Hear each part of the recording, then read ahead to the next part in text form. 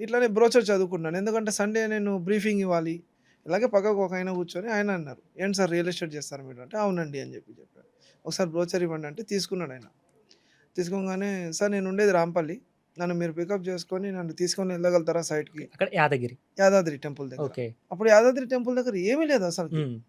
Same ఆ old ఇన్‌ఫ్రాస్ట్రక్చరే ఉంది. అవును.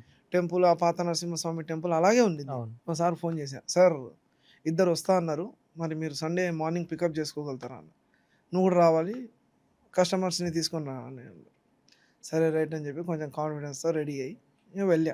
ఓకే. ఫస్ట్ ఒక కస్టమర్‌ని పికప్ చేసుకున్నాము. హ్మ్. ఆ కస్టమర్‌ని పికప్ చేసుకొని ఇంకో కస్టమర్ రాంపల్లి అన్నారు కదా! అక్కడ ఆయనని పికప్ చేసుకొని ఇంక వెళ్ళాం. ఓకే. సో, వెళ్ళిన తర్వాత ప్రాపర్టీ అంతా చూపిచ్చాం. హ్మ్. చూయించిన తర్వాత కన్విన్స్ అవ్వలేదు ఫస్ట్ వాళ్ళు. ఓకే. మళ్ళీ దాని తర్వాత ఏం డెవలప్‌మెంట్ అవుతుంది అది ఇది అంటే నేనే ఇంకా కొంచెం ఒక స్టెప్ ముందుకేసి నేను చెప్పా. సార్ హ్మ్. ఒకటి వీవీఐపీ కాటేజెస్ వస్తున్నాయి ఇక్కడ. ఓకే. యాదాద్రి టెంపుల్ ఎక్సలెంట్ అవ్వబోతుంది. హ్మ్. సో, ఇప్పుడు ఉన్న కళ్యాణ కట్ట అవన్నీ ఎక్స్‌ప్లెయిన్ చేశా అనమాట. ఇలాగే ఉండబోతుంది. హ్మ్. ఫ్యూచర్ యాదాద్రి టెంపుల్ అని మొత్తం చెప్పా.